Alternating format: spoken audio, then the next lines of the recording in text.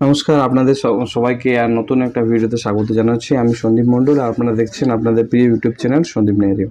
এই ভিডিওতে একটা কলেজের ফর্ম ফিল আপ আপনাকে দেখাচ্ছি। কলেজের নাম হচ্ছে শৈলাচন্দ্র ফাল্গুন স্মৃতি মহাবিদ্যালয়, বীরভূমে খরচল ব্লকে অবস্থিত। তো এই কলেজের ফর্ম ফিল আপ করতে গেলে প্রথমে আপনাকে এসএফএস মহাবিদ্যালয় গুগলে সার্চ করবেন। সেখানে গিয়ে কলেজ অ্যাডমিশন অপশান পাবেন, অ্যাপ্লাই এবং লগ ইন অপশান পাচ্ছেন। সেখানে ইওর নেমের জায়গায় আপনার নামটা লিখবেন, তারপর আপনার রেজিস্ট্রেশন যে এইচএসের রেজিস্ট্রেশন আছে সেটা লিখবেন। এবং আপনি এখানে একটা কথা বলে রাখি, 2020 থেকে কিন্তু আপনি অ্যাডমিশন নিতে পারবেন। ধরুন আপনি 2020 সালে পাস করেছে রেজিস্ট্রেশন, তাও কিন্তু আপনি নতুনভাবে ফার্স্ট ইয়ারে অ্যাডমিশন নিতে পারবেন। তো এটা কমপ্লিট করার পর এই ধরনের একটা ইন্টারফেস আসছে, মানে এই ধরনের একটা স্ক্রিন আসছে। সেখানে আপনাকে 4টে আপনি অপশন পেয়ে যাচ্ছেন। Fill up your form option fill up click করে আপনাকে ফর্মটা ফিল আপ করতে হবে। ফর্মটা ফিল আপ হয়ে যাবে, ডাউনলোড অ্যাপ্লিকেশন ফর্মে গিয়ে পাবেন। আর যে আপলোড ডকুমেন্টসগুলো আছে সেগুলো স্ক্যান করে আপলোড করতে হবে। সেগুলো প্রত্যেকটা আপনাকে জানিয়ে দেবো। তো সবার আগে ফর্মটা আমরা ফিল আপ ক্লিক করছি। ক্লিক করার পর এখানে দেখতে পাচ্ছেন যে অ্যাপ্লিকেন্ট নাম, বাবার নাম, মায়ের নাম, date of birth, gender, category যেটা আছে আপনার ক্যাটাগরি এসসি এসটি ওবিসি সব কিছু দেবেন। কাস্ট সার্টিফিকেট নাম্বার পুট করবেন, মোবাইল নাম্বার, গার্জিয়ানের mobile number, village, post office, police station, district, pincode, state, blood group যদি জানা থাকে তো আপনি অবশ্যই লিখবেন। রিলিজিয়ন যেটা আপনি আছেন হিন্দু মুসলিম যেটা আছে আপনি লিখবেন। আধার কার্ডের নাম্বার। এবিসি এখানে চাইছে bank of credit, ABC ID card যদি বানানো থাকে তো অবশ্যই আইডি কার্ডটা মেনশন করবেন, না থাকলে কোনো অসুবিধা নেই। কিন্তু কলেজ ভর্তি হওয়ার পর অবশ্যই কিন্তু এবিসি কার্ডটা বানিয়ে নেবেন অনলাইনে। বিপিএল থাকলে অবশ্যই ইয়েস বা নো করবেন। এবং ফার্স্ট জেনারেশন লার্নার বলে যদি অপশান থাকে আপনাদের কলেজে, যে কলেজে আপনি অ্যাপ্লিকেশন, সেটা অবশ্যই ইয়েস করবেন যদি এবছর প্রথম ভর্তি হচ্ছেন তবে। এরপর দেখুন আপনি মাইনরিটি থেকে আছে বিলং করছেন কিনা, ইয়েস বা নো যেটা আপনার আছে সেটা আপনি করবেন। আপনার কলেজ থেকে আপনার বাড়ির দূরত্বটা মোটামুটি একটা কিছু লিখে নেবেন। ফ্যামিলি ইনকাম 60,000 যেটা আছে লিখবে। তো আপনি কোন বোর্ড থেকে এইচএস পাস করছেন, এইচএস রোল নাম্বার সমস্ত কিছু আপনাকে লিখতে হবে। আপনার যদি হ্যান্ডিক্যাপ কিছু থাকে তো আপনি হ্যান্ডিক্যাপের অপশানটা ইয়েস করে আপনার ক্যাটাগরি অনুযায়ী আপনি সিলেক্ট করে নেবেন যে আপনার কোন ক্যাটাগরি হ্যান্ডিক্যাপ এটা। তারপরে লাস্ট স্কুল অ্যাটেন্ড, যেটা আপনি কোন স্কুল থেকে এইচএস পাস করছেন সেটা লিখবেন। ইডাব্লিউএস যদি সার্টিফিকেট থাকে ইয়েস বা নো করবেন, এবং সার্টিফিকেট ইস্যু কোথা থেকে হয়েছে সেটা লিখবেন। ইমেল আইডিটা লেখার সময় কিন্তু অবশ্যই ইমেল আইডি সঠিকভাবে লিখবেন এবং নিজস্ব ইমেল আইডি এবং নিজস্ব মোবাইল নাম্বার কিন্তু দেবেন। কোনো বন্ধু বান্ধবী বা আত্মীয় স্বজন নাম্বার দেবেন না। কিন্তু যাবতীয় কমিউনিকেশন কলেজ কিন্তু আপনার মোবাইল নাম্বার আর ইমেল আইডি ধরেই কিন্তু করবে এখানে।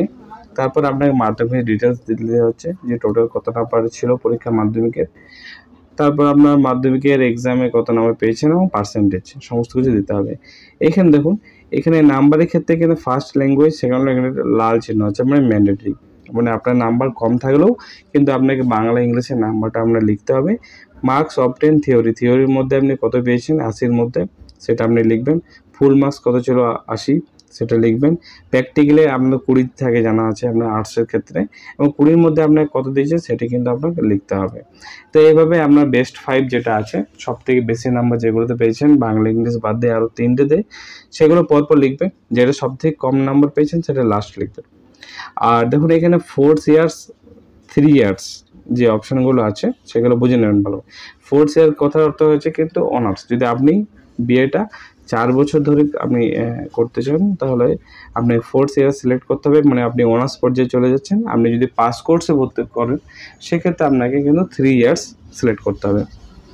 এবং আপনি একের অধিক কিন্তু এখানে ধরুন আপনি বাংলাতে পছন্দ লাগে, বাংলা অনার্স নেবেন, কিন্তু আপনাকে সাজেস্ট করবো আমি যে বাংলা ধরুন আপনি অ্যাপ্লাই করছেন, আপনার মতো অনেক ছেলেই অ্যাপ্লাই করছে। যদি আপনি কোনো কারণে সিটটা পেলেন না কিন্তু আপনি ওই কলেজে পড়তে চান ভর্তি, সেক্ষেত্রে অন্য অনার্স নিয়ে অ্যাপ্লিকেশন করতে পারেন। এই ক্ষেত্রে আপনি সর্বাধিক 3টি কিন্তু আপনি সিলেকশন করতে পারবেন। কলেজ ওয়াইজ আছে, কোথাও 3টে, কোথাও 5টা। আর সেইভাবে আপনাকে পাস কোর্সও সিলেক্ট করতে হবে। বাংলা অনার্সে যদি আপনি মেজর 3 ইয়ার্স করেন সেক্ষেত্রে আপনি বাংলা যদি মেজর নেন 3 ইয়ার্সের জন্য সেক্ষেত্রে বাংলা সিলেক্ট তো অবশ্যই করবেন। তার সাথে সাথে আপনি পলিটিক্যাল সায়েন্স, রাষ্ট্রবিজ্ঞান, ফিলোসফি যেটা আপনার পছন্দ সেটাও কিন্তু অপশনগুলো দিয়ে রাখবেন।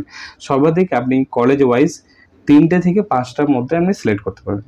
আপনি 3টে পরপর সিলেক্ট করে রাখবেন, যেটা আপনার পছন্দ হবে পরের লিস্টে প্রভিশনাল লিস্ট অনুযায়ী দেখে নেবেন যে রিংটা কেমন আসে, সেই অনুযায়ী কিন্তু আপনি ভর্তি হয়ে যেতে পারেন।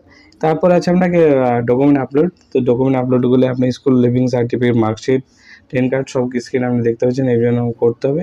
এবং প্রত্যেকটা ডকুমেন্টস আপলোড কিন্তু জেপিজি ফর্মেটে আপনাকে কিন্তু আপলোড করতে হবে।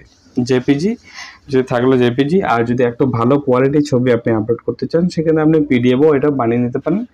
কলেজ ওয়াইজ এটা বিভিন্ন নিয়ম আছে, 100 থেকে 200 কেবির মধ্যে মোটামুটি সব কলেজেই ডকুমেন্টসগুলো হয়ে যাবে। ডকুমেন্টস আপলোড করার পরে আপনি এই ধরনের একটা প্রিন্ট আউট পাবেন, সেখানে আপনি এটা প্রিন্ট করে রেখে দেবেন এবং এই প্রিন্ট আউটের কপিটা অবশ্যই আপনি কিন্তু বাড়িতে রেখে দেবেন।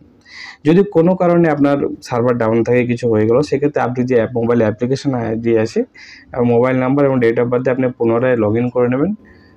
লগ ইন করার পর আপনার যে আপনি ড্যাশবোর্ডে চলে যাবেন, সেখানে আপনার বেস্ট 5 নাম্বারটা আপনি দেখতে পাবেন যে আপনি কত নাম্বার টোটাল হয়েছিল, সেটা সঠিক আছে কিনা সেভাবে আমরা দেখে নিতে পারেন।